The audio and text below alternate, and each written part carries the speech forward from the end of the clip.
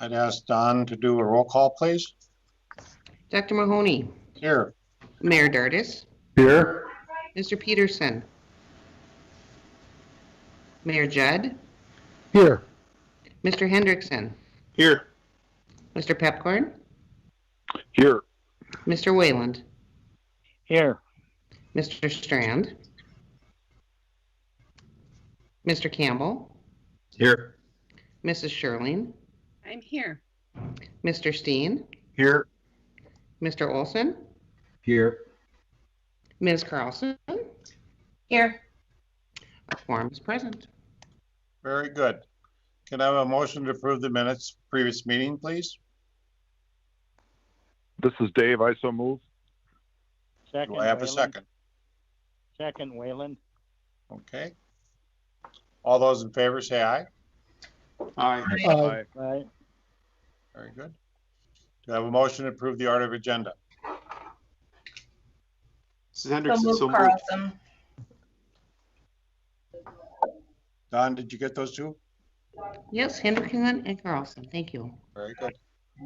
Roll call vote, please. Dr. Mahoney. Aye. Mayor Dardis. Aye. Mr. Peterson, are you on yet? Mayor Judd. Aye. Mr. Hendrickson. Aye. Mr. Pepcorn. Aye. Mr. Wayland. Aye. Mr. Campbell. Aye. Mrs. Sherling. Yes. Mr. Steen. Yes. Mr. Olson. Yes. Ms. Carlson. Yes. That is everyone. Good. I'll have a motion to approve the consent agenda. I will tell you from our finance meeting yesterday, Mr. Shockley went through all those MOUs and they're very complex. Bernie has extra paperweight at home for them because there's so many of them, but would ask for a motion to approve the consent agenda. So moved, Dardis. Is there a Second, Judd. Judd, okay, moved and seconded. Any questions of Mr. Shockley? If not, roll call vote, please. Dr. Mahoney. Aye. Mayor Dardis. Aye. Mayor Judd. Aye. Mr. Hendrickson. Aye. Mr. Pepcorn. Aye. Mr. Wayland. Aye. Mr. Campbell. Aye. Mrs. Sherling. Yes. Mr. Steen. Yes. Mr. Olson. Yes. Ms. Carlson. Yes. That is everyone. Very good. We'll go to the regular agenda. Joel, do you have annual executive director report or update, please? Yeah, thank you, Mr. Chair, members of the board. This has been an exciting year for us. I think we all know that. I wanted to maybe stray a little bit from conventional agenda and really just take a moment to do a recap of 2020. And I think this is an opportunity that we can all just kind of look at the great accomplishments that we've achieved over the course of this last year and really kind of put it all together in order to somewhat reminisce, but really kind of prepare us for where we're headed to in 2021. Next slide, please. So as the board knows, we began to hire public side staff. We brought Don Lindblom on. We brought Chris Bachigard on as Director of Engineering. And our recent hire is Jennifer Darling, Director of Communications. We'll continue to add staff as we move forward. As the board knows, we're focused on a finance director at the moment. And we've been discussing a few additional more rank and file type staff members potentially in 2021. We started the year off really taking a look at reconfiguring the consultants' MSAs. As the board can recall, we found a projected savings of $6 million out of the consultant contracts. I think really this effort was one to gain alignment, refine our scope, and refine our processes and procedures. And we continue to take a look at that on a daily basis as we move forward into implementation of the project. I think the board is very well aware of our settlement agreement, of course. I think this was monumental for the project. This was truly a watershed moment for us. It opened the gates to allow us to move forward with construction on this very important project. It also defined and put into place a number of mitigation programs that affected folks have been asking for quite some time. This allows us to move forward with implementing those programs and providing clarity for those folks that are impacted by this project. It also removed all litigation and allowed us to move forward with all local, state, and federal permits. And of course, there's an immense amount of savings to this settlement agreement. It reduced our legal budgets and our projected costs for 2021 and beyond in fighting the multiple litigation fronts that we had, and also provides certainty and construction inflation cost protection. This is really an impressive effort here as we look at the monumental leaps that we made in our funding this year.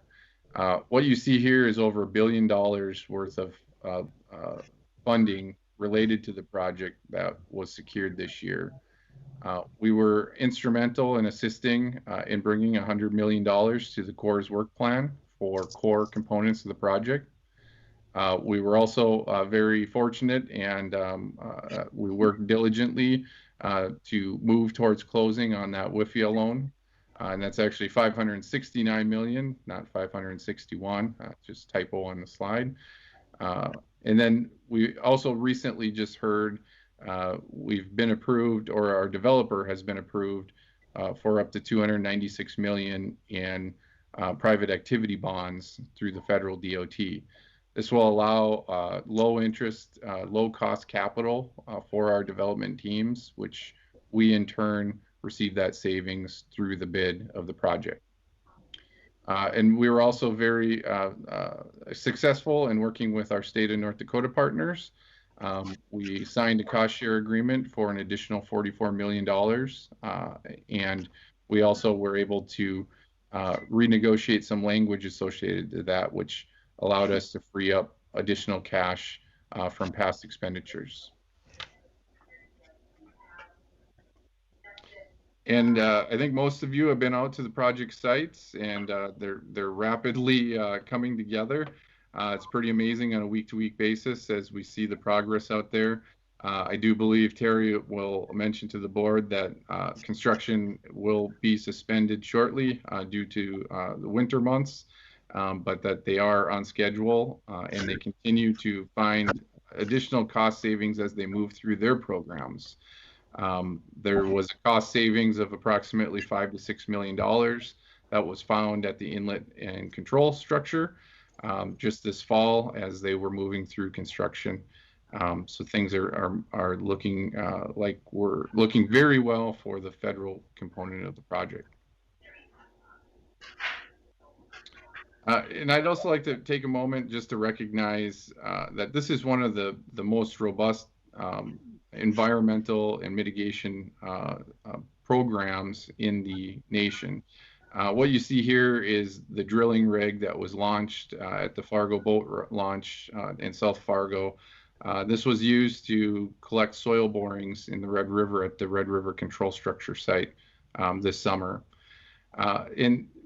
Through this immense effort, we've been able to get permits through the North Dakota Office of the State Engineer. We have the Minnesota DNR permit pending, should be resolved with the resolved litigation in the upcoming weeks. And we also achieved a FEMA CLOMAR, which all of those are important instruments to dovetail in with our settlement agreement programs and providing that clarity for the impacted folks. And we've also been able to do an immense amount of work this year on identifying and clarifying risks for the P3 developers. We've had countless one-on-one meetings with our development teams. Countless hours have been spent talking about different risk items. And all of this is in an effort to allow the developers to properly price that risk and that's going to give us the lowest cost project and the most efficient project from those teams. We also have taken a very proactive approach on our public outreach program, bringing on a communications director and working with the folks at AE2S. We've kind of changed how we're going to implement the public outreach program. We're focused on empathy, engagement, connection, really understanding the audience and the ways that we can best connect with them to tell the story of this amazing project. We've also implemented best practices to evaluate resources and tools, simplify the proactive planning, and setting baseline standards to maintain quality. All of these are going to help us as we transition from this procurement phase into the implementation phase. And so we're very excited to move forward in that direction. So moving forward, I think that's our theme for 2021. We continue to foster and enhance and add to our executive leadership team to effectively be the concentrated point of communications for the project. We also have a huge legislative commitment coming up, both in Minnesota and North Dakota. We'll continue to work with our state partners to bring the funding necessary to complete all of the mitigation for the project. We also are transitioning from procurement to implementation. This is an important phase as we're really setting the stage for effective implementation of the project. And we're also taking our federal partnership to the next level. We've engaged in a partnership with the U.S. Corps of Engineers in a manner that's never been seen before. And there's a lot of best management practices that both of our entities are taking away from the project as we move forward. Those are best management practices that really and truly can be implemented throughout the nation. And it shows that right here in North Dakota, we can lead the nation in infrastructure implementation. And with that, Chairman, I'll take any questions if there are any. Any question by board members? Sure, the legislative guys are gonna like to see all this concrete going in. Absolutely. Engineering Director update, Chris Buckegard. You gonna tell us some things, Chris? Sure. Thank you, Chair Mahoney and board members. Can you guys hear me okay? Yes. Perfect. Thanks a lot for allowing me a few minutes on your agenda. I'm going to give you a real high-level view of what I've been working on since joining the diversion team this past July. Primarily, I've been focused on, one, catching up on the project and kind of where it's at. There's obviously been a lot of work done before I landed on the ground, and then also transitioning into more of a lead role in coordinating efforts between the Diversion Authority and our project partners. All of your member entity staff have been a great resource for me, getting me up to speed on the project. I certainly want to thank them for supporting me as I've stepped into this role. Also, I'm hoping that I've allowed them maybe to have a little bit more of their time back on their actual jobs and full-time jobs, and also knowing that they will continue to lend their expertise to our overall diversion program as well. So I'm looking forward to continuing working with those guys day to day. As Joel mentioned, 2020 was a monumental year, basically now in that we've cleared the path to move this project forward to full-scale execution mode. Again, thank you for your efforts on the upstream settlement. That really allowed us to fully engage with all of the project entities with much more clarity and certainty, and that has helped us when I look through that from an engineering lens. 2020 also saw continued construction on the core program. Terry's probably going to give you more of an update on that, but obviously now as you drive by the sites, you see noticeable features present at both the inlet structure and the wild rice structure. So we're starting to see the realities of what the core program is bringing to our overall project. Also, the P3 procurement has progressed to a place where we're really in that final stage of establishing our real partnership with the successful proposer. We've spent countless hours coordinating with the development teams through the one-on-one meetings Joel mentioned. Also, we spend a lot of time reviewing their technical concepts, answering questions and clarifications to them, and then also working hard with the overall P3 team to make sure the technical requirements give our proposers clarity around what they need to build and how it will be operated and maintained in the future.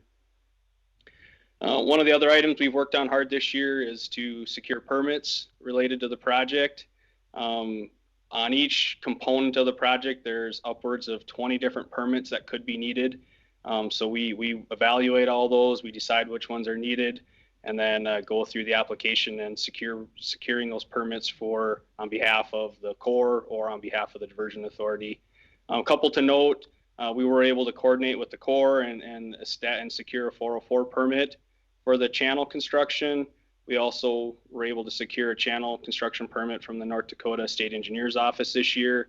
To my knowledge, both of these permits were the first of their kind to be issued on a P3 project. So I think that was a monumental step, and a lot of time and effort was put in by many people related to our team. But as far as coordinating that, and thanks to the Corps and their team for working with us on, and the State Engineer's Office for doing the same as far as getting those permits in place. Coordinating with our legal team, we have been preparing the MOUs Joel mentioned. I think we're up to somewhere around 24 of those. So if you thought the pile was thick this month, Mayor, there's more coming. So sorry about that, but we're working hard to get those put in place. Again, I think that just gives us clarity and helps us interact with any of the entities that our project interacts with, gives us a lot of clarity and allows us to work with them more efficiently. We've been meeting with them, coordinating with them, working out language. I expect in the next 2 to 3 months, there'll be a pretty steady stream of those coming across your guys' desks. Again, working with our legal team, we've also been coordinating on the utilities within the core project limits and also within the staging area footprints. To make that process more efficient, we are also preparing probably 15 to 20 master utility agreements that will be coming across the board for any of those utilities affected by the southern embankments and the upstream staging area. I anticipate probably in the first half of 2021, we will have most, if not all of those secured. I'm going to wrap up today by kind of looking out a little bit into what 2021 will bring and what I see from the engineering perspective on the project. I really see 2021 being a huge transitional year for us. We will really move from being predominantly in the planning and design mode to being predominantly in the construction mode. For instance, by the end of 2021, we'll have a P3 developer under contract, which establishes a construction contract for the entire channel. The Corps will have the I-29 grade raise project under construction.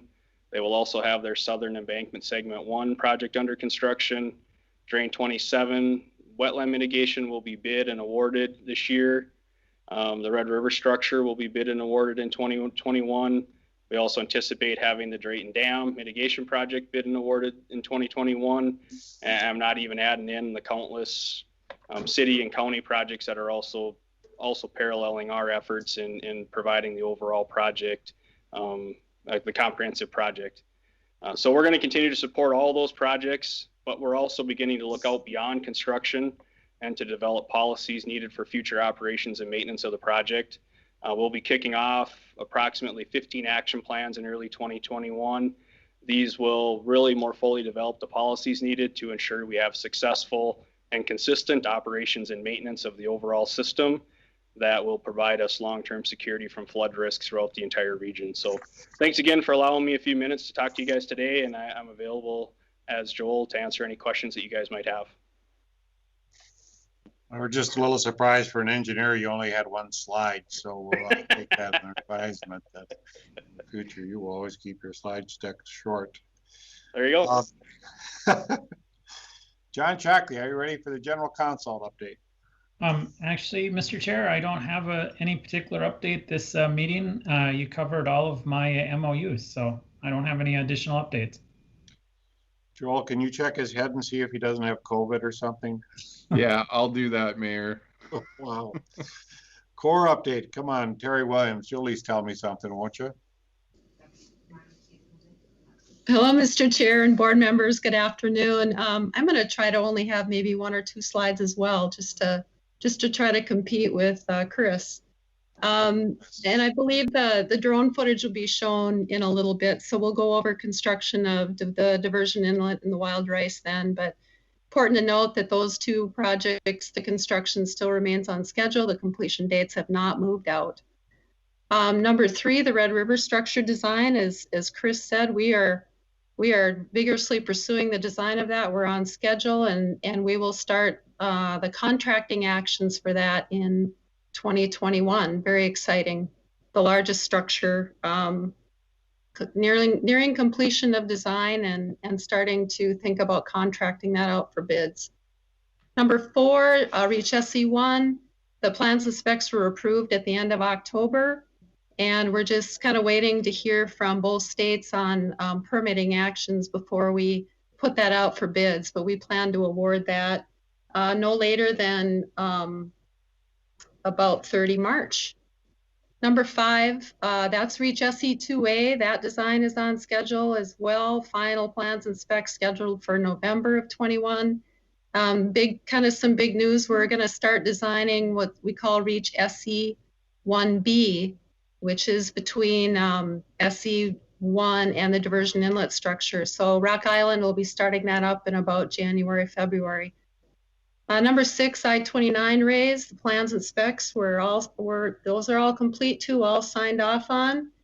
And the pre-qualification of contractors is ongoing. And as soon as we get kind of word on permits from both states for that too, we would put that one out for bids, anticipating awarding that either by the end of March or the beginning of April. Number 7, Drain 27, designs on schedule. We are targeting award of a contract about 30 September of 21. And then the geomorphology surveys, this should really be kind of a holistic environmental discussion. The geomorph, getting that done, huge for establishing a pre-project baseline. We've done a lot of great cultural resources work this year, and that will continue into next year as well, both on the diversion channel and for the southern embankment. Then the next page, that's the standard drawing of where all of these reaches sit. You can kind of see where Reach SE1B is. It's to the left of the map and would tie into the diversion inlet structure. And then at the bottom is a lovely picture of a North Dakota sunrise on December 9th, just ahead of the big control slab pour that started about 2 in the morning the next day. And then I'll just narrate the drone footage whenever that starts up.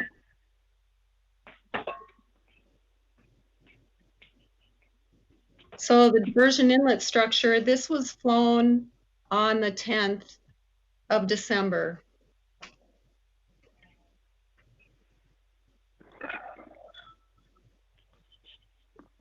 And you can see on the right side that the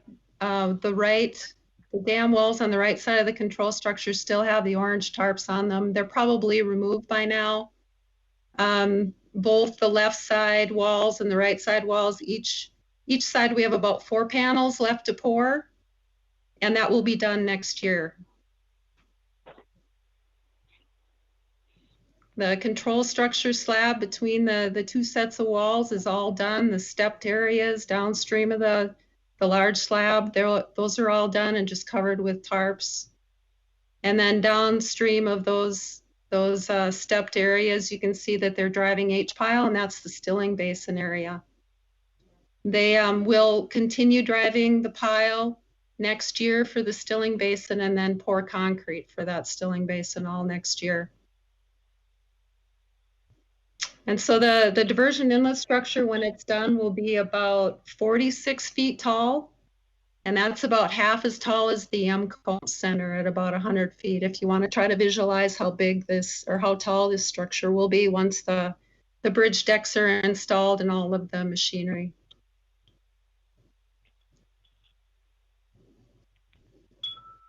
So this view is in the direction of the future flow through the structure and into the diversion channel.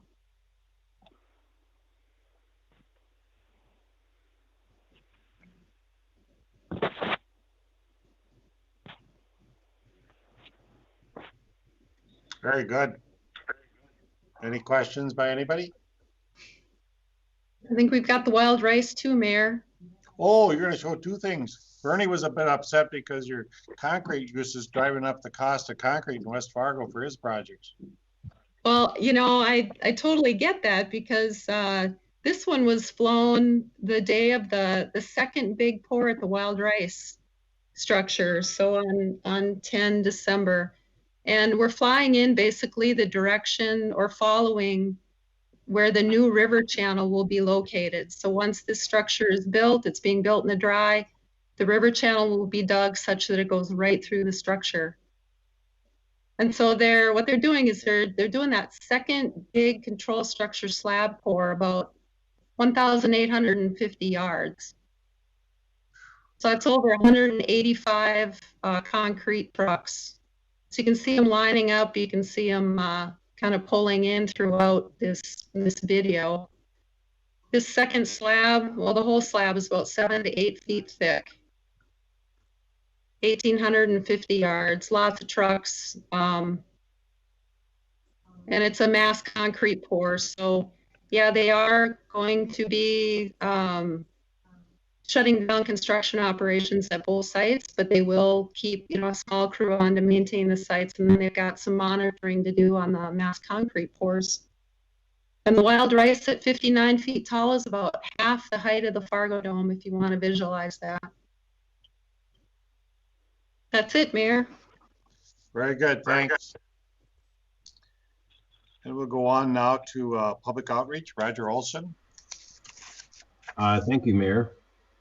A lot of items were hit in previous presentations, but a couple things that we did talk about was positive impact of the settlement and how those, the Buffalo Red Water District came with a permit, and the contested case hearing.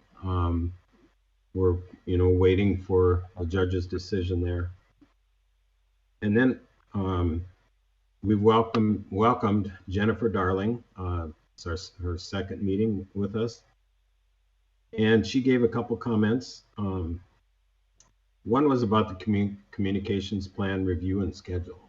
And I know we've talked about this the last couple meetings, but she did ask us to take a step back and just give her a little bit more chance to get up to speed. And we're looking at bringing something forward on the 27th of January. And also members talked about, as we go into the construction phase and the impacts of that phase on the roads and the ability of people to get to work and get to their field. So we really stressed that we should concentrate on that during the construction phase and keep a good conversation going or good information going for the public so they understand the impacts and are able to work around that. That's all I have. Thank you. Thank you, Roger.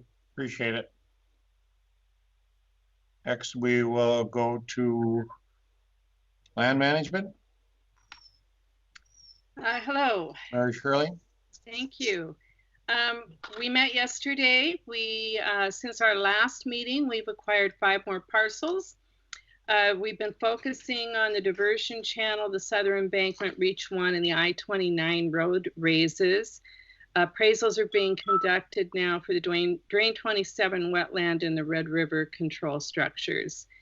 Cass County Commission has held 6 public meetings with a number of property owners and authorized the Cass County Joint Water Resource District to utilize last resort eminent domain on those properties. We've had some post-Clomar outreach with property owners addressing address corrections, responding to questions, and follow-ups from land agents. It's already been talked about with environmental program monitoring. We're working on getting flowage easement valuations with phase 2 with Crown appraisals that will be coming up next. And Watts is incorporating information from the settlement term sheet for the crop insurance development.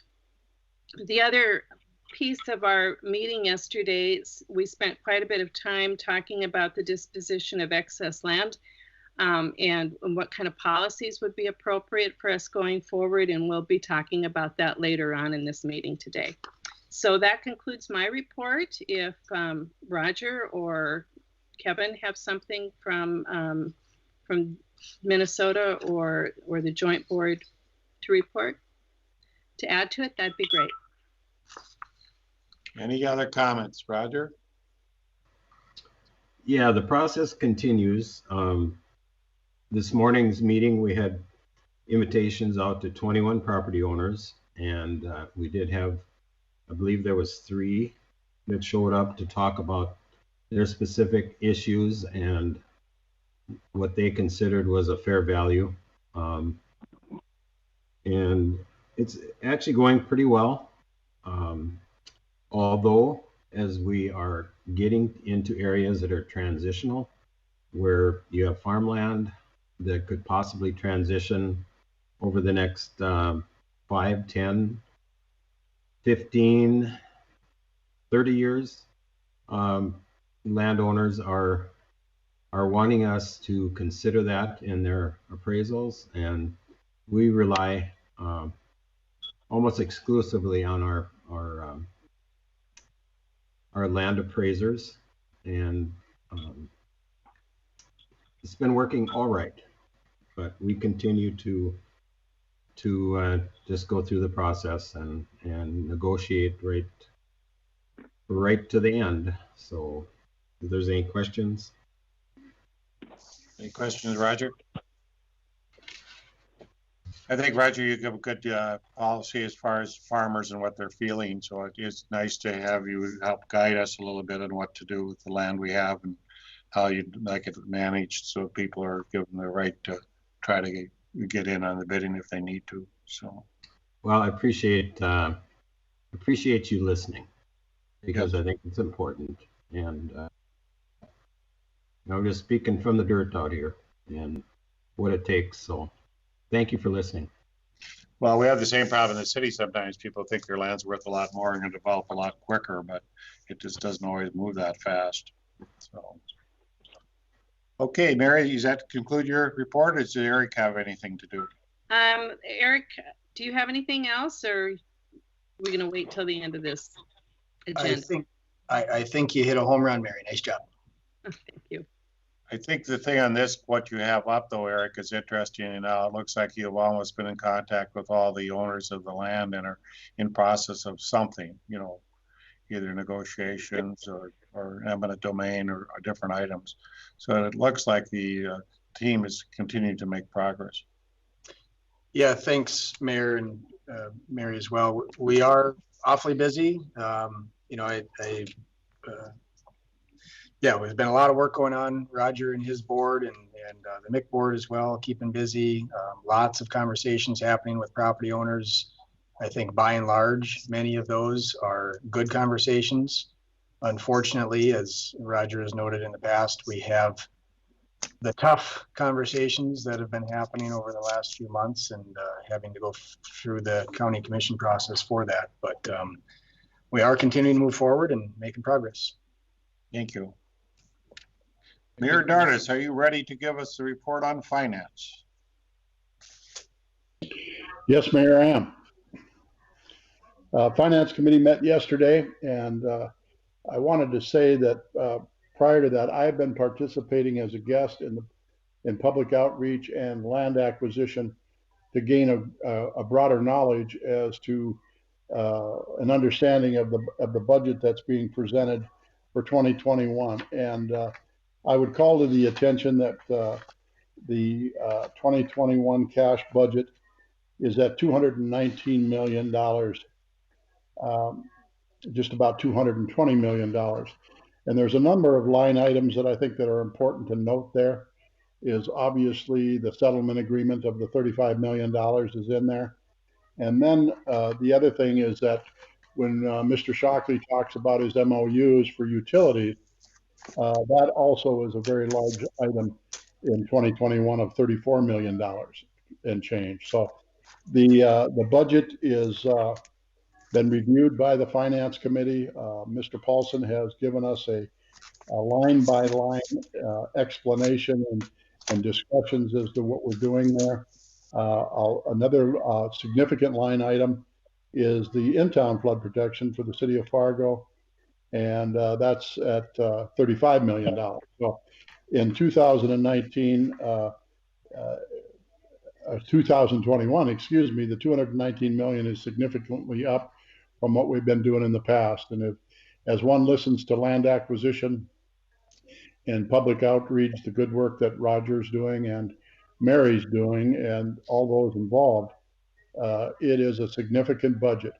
I would call to your attention also on the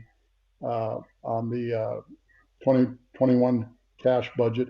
The last page also outlines our revenue sources of projections of sales tax revenue from the city of Fargo, Cass County, the state of North Dakota.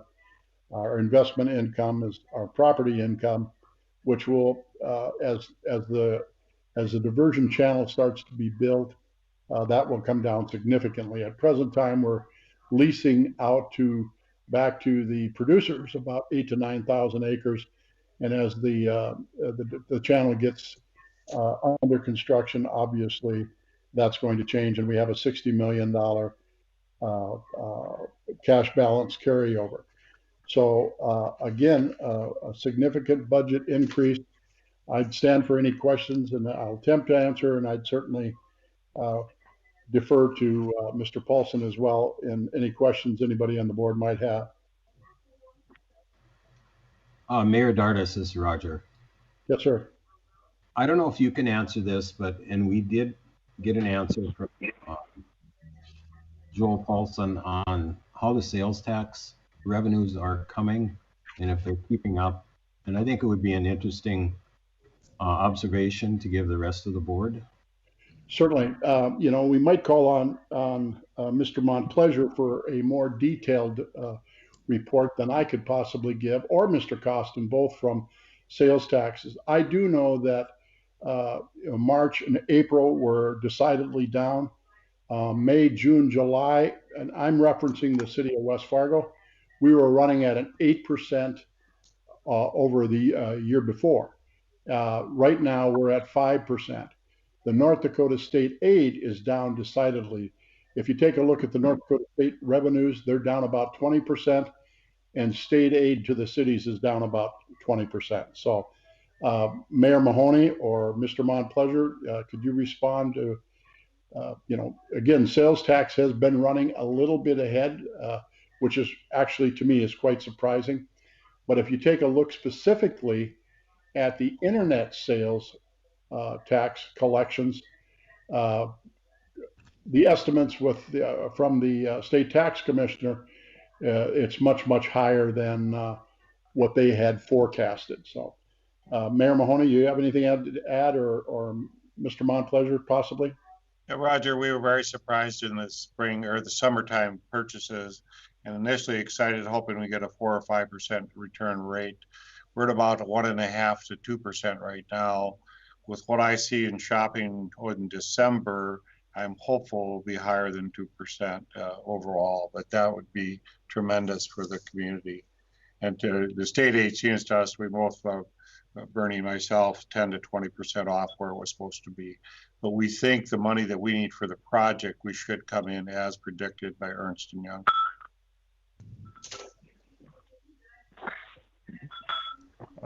Mr. Chair, this is Rick from Cass County. And just report on that. We're a little over 2% up over last year as far as sales tax collections through November. So we're heading in the right direction. And Mr. Chair, the finance plan currently uses this is John.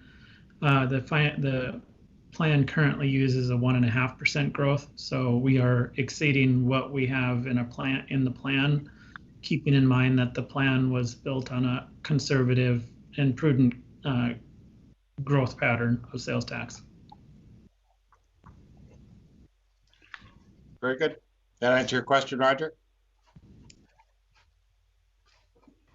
Yes, it does. And it was John Shockley that gave us the update. Okay. I misquoted there, but Right. thank you. President Dardis, you're back on again. If there are any additional questions, Mr. Chairman, I would move for approval of the 2021 cash budget. Steen seconds. Any further discussion? Roll call vote, please.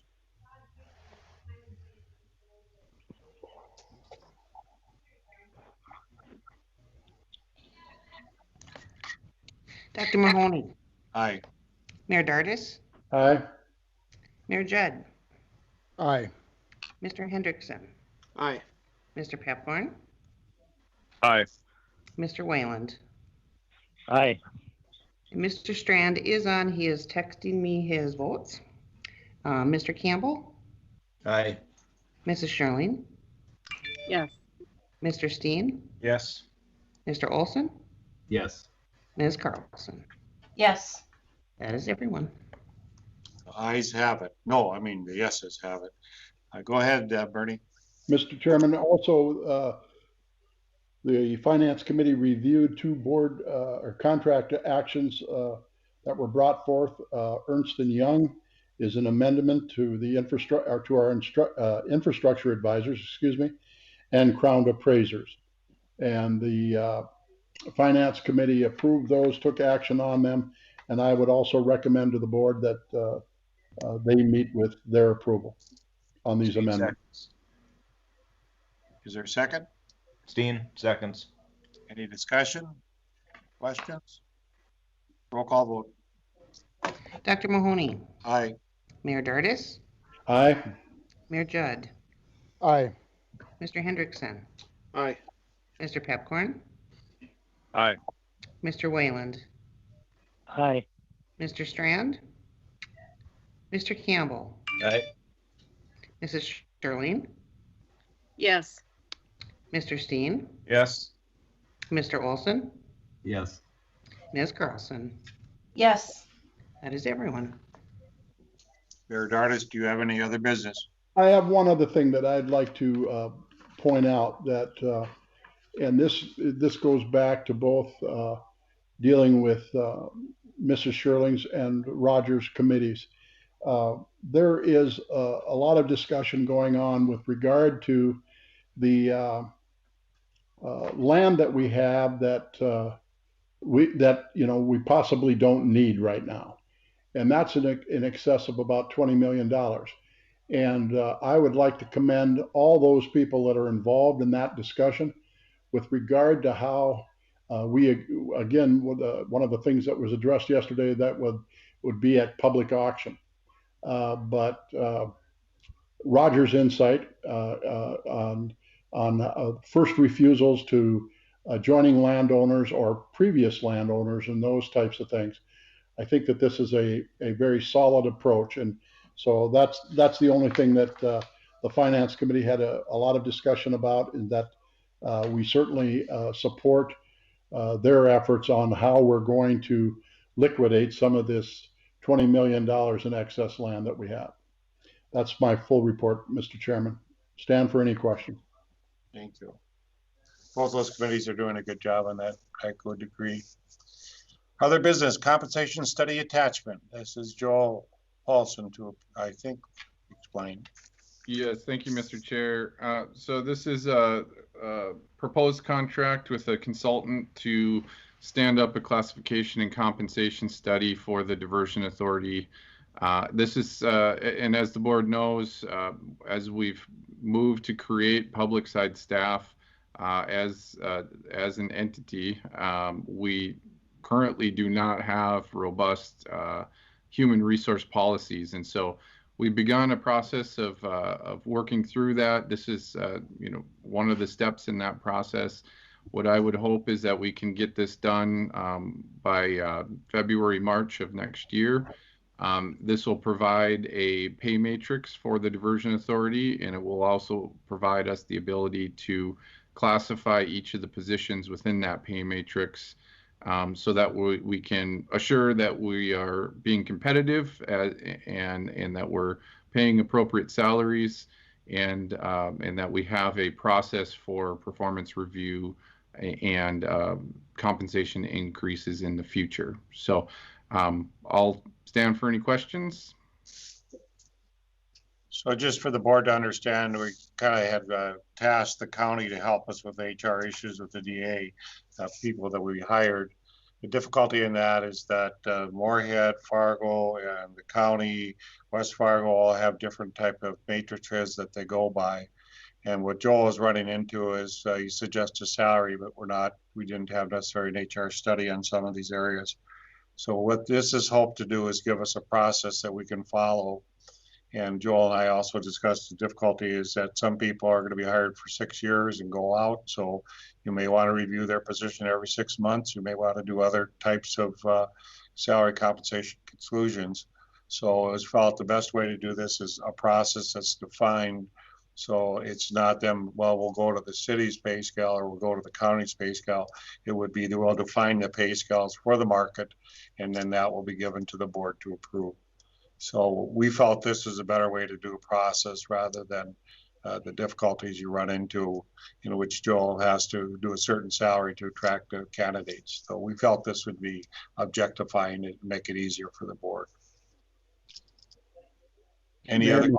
Mayor Mahoney, this is Dardis. Yes. Mr. Paulson also brought this forth on the Finance Committee. We took action on it, took a vote on it, and it was approved.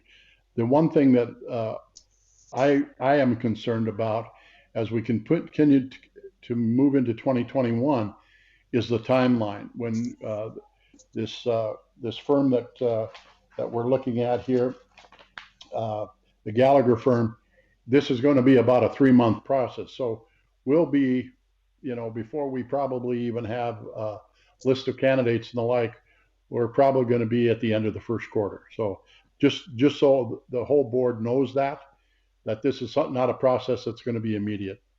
Thank you, Mr. Chairman. And I think Mayor Dardis, the other thing we have to talk to the board is that we said maybe at the finance person, we would go ahead with a salary range of 100 to 130,000. And if the study comes out at the end or the candidate would request a higher salary, we could discuss that. But concretely, it's very important we get a finance person in helping us out through the P3 process. So that is one of the things Joe is considering at this time as well, so we can move that faster. And I think in your committee, Mayor Dardis, we discussed that as well. Yes, sir, we did. Thank you. So Joel, do we need to action item this? Finance passed it, or did we already pass it in consent? The board does have to pass any new contracts, so I would request action from the board on this item. Any other questions from board members? Can I have a motion? Mr. Chairman, Dardis, I move to approve the Gallagher proposal. Is there a second? Steen to second. Any further discussion? Roll call vote, please. Dr. Mahoney. Aye. Mayor Dardis. Aye. Mayor Judd. Aye. Mr. Hendrickson. Aye. Mr. Pepcorn. Aye. Mr. Wayland. Aye. Mr. Strand. Mr. Campbell. Aye. Mrs. Sherling. Yes. Mr. Steen. Yes. Mr. Olson. Yes. Ms. Carlson. Yes. That is everyone. Very good. Asset land policy, Joel? Okay, thank you, Mr. Chair. I think there's been a lot of discussion about this already, both from the Lands Committee report and the Finance Committee report. I just wanted to preview this in front of the board. I'm not requesting any action today, but just so folks are aware that the discussion is ongoing, and if they have any input to provide that to myself or members of the Land Committee or Finance Committee. If we could scroll down to the provisions of the policy, I'll just quickly go through some of the key principles that have been defined to date. So 4.1 defines land sold via public sale. We believe that this is a good course of action, keeping the taxpayer in mind to be able to get market value for the value of the land that we're selling. This only applies to excess lands that we do not need for the project. And so all land would be sold via public sale, either auction or listed on the open market. Item number 4.2 is a refrain from selling land at a loss. So it's the authority's intent that excess land should not be sold at a loss, and that we should sell it at what we sold or more.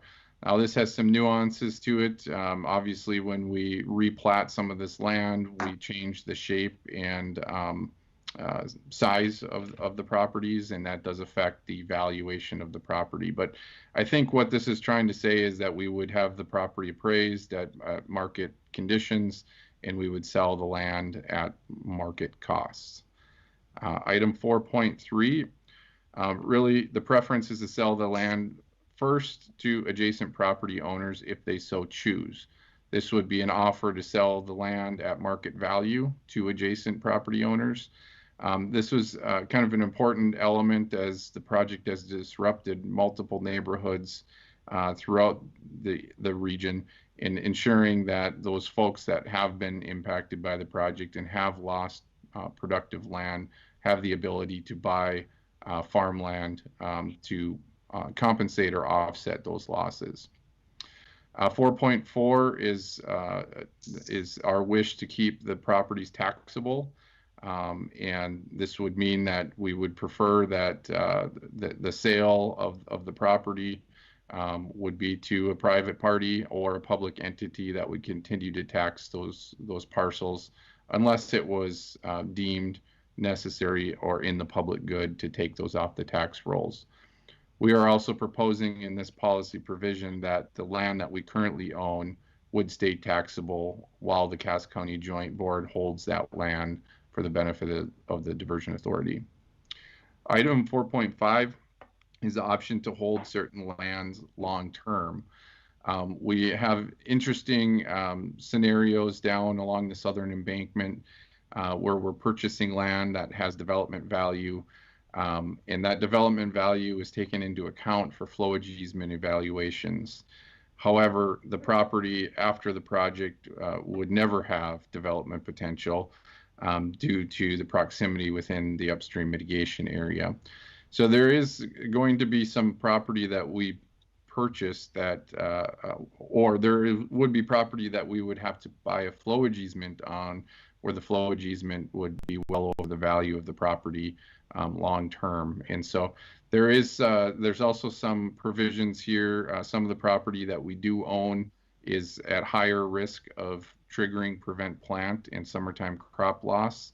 And if the Cass County Joint Board held that for the benefit of the diversion project and leased that land out, we could remove those provisions out of those leases, obviously through negotiation, but would really remove some of our riskiest liability for those programs. So there may be an option that we may want to hold some of the excess land that we do own long term. So this is really what we previewed at Lands and the Finance Committee. We got a lot of great feedback already. We intend to work through a number of the comments that we received, as well as work through with different members over the course of the next month, and bring a policy to the board in January so that we can get clarity as we deal with these properties. And as Mayor Dardis had mentioned prior, we're already up around that $20 million mark of asset lands outside of the right-of-way necessary for the diversion project. And that will continue to grow as we continue to close on deals in the upcoming months. And so how we deal with that, I think at this point is a paramount concern of ours, especially moving into construction where cash will be tight. As we saw with our $219 million cash budget for 2021, I would anticipate 2022 to be very similar, and so on. And so there is going to be a point where, the Diversion Authority will want to dispose of this land and free up that cash. And we need to ensure that we're doing it in a manner that is cognizant of the communities that we're impacting, and that we're keeping the taxpayers' interest in mind as we move forward. So with that, I think we can take any questions, Chairman, but again, I'm not asking for any action tonight. Very good. I think as the land committee talked about it yesterday, we have to be thoughtful about this and then think of the different scenarios that may come forth. So anybody who has any suggestions on this policy, please make us aware. Talk to Joel, and we could add it to that. Any questions? Seeing none, John, are you ready to talk about the executive director review? Now, the board is usually really good about being responsive on any of the crises we have, but it seems on the review of our executive director, many of you are shy to put down your review. So I would very much encourage everybody to get this to us by Friday, the sheets that you have, so John Shockley and I can sit down with Joel and perhaps make him feel good for Christmas. So if you would do that, John, you're on board. Yeah, Mayor, Mr. Chair, you couldn't have said it any better than I could have. If we can get the evaluation form submitted, under Joel's employment agreement, the chair and general counsel will sit down with Joel. I'm in the process of summarizing the evaluation forms I've received thus far. I think it's fair to say at this point, all of them are either good or outstanding reviews. So shouldn't be any issues. Pursuant to the employment agreement, there is a cost of living adjustment that's automatic. And then the mayor and I will sit down with Joel, go over his review with him. And then the intent would be for the mayor to reach out to the other leadership just to let them know if there's a recommended salary increase. But we want to get the results of the evaluation done before any recommendation is made regarding the salary increase. Are there any questions by board members? So task for the next 24 hours, let's get those reviews in, please. You know, in the Diversion Authority history, we always have people that work with us for a long time and are one of the people that come to the board and go through a variety of different things. Grant Whalen is going off the board at this time and has been a very good board member, even in the course of him having a sore arm, sore hand. He went to Washington with us to ask for money. And I think because he had a face that looked like he was in pain, the federal people gave us money. I think it worked out really well for us. So Grant, what I would like, you know, Daryl Vanyo did a slideshow for us. It was about 20 slides. I didn't afford you the time to do that. But is there anything you'd like to say to the board as you exit the board? And I want to thank you for your service. You've been a great board member. But is there anything that you would like to say to the board as you exit? Well, yeah, thanks, Mayor. I just would like to say it's been such a privilege to serve with the current and past board members, so many great people. And there have been so many great diversion and core staff that have been on board on this project. It's been a great thing. So, you know, it's been many years since we started this project, and you know, maybe some of us that were involved when it started were naive, but I recall talking about having the project done by 2014 or 15. So, so that time is come and gone. But you know, here we are today, and you can see the light at the end of the tunnel. And I guess I'd just like to say good luck to all of you in bringing this project that benefits the entire region to completion. So, thanks. I appreciate the kind words. And we have a picture when we did groundbreaking. We have a picture for you to hang up at home and to remember that you were the part of it when we started digging that inlet. And now Terry has spent millions of dollars on it and all sorts of concrete. But it's amazing when we started from that basic shovel that how far it's gone. So again, the board thanks you for your service and all you've done for us. Appreciate it. Joel, is it just the next meeting? Is it got in at January 28th? Is that right? Yeah, that's right. But Mayor Mahoney, we'd like to recognize you as being the chair in 2020. You've had outstanding leadership.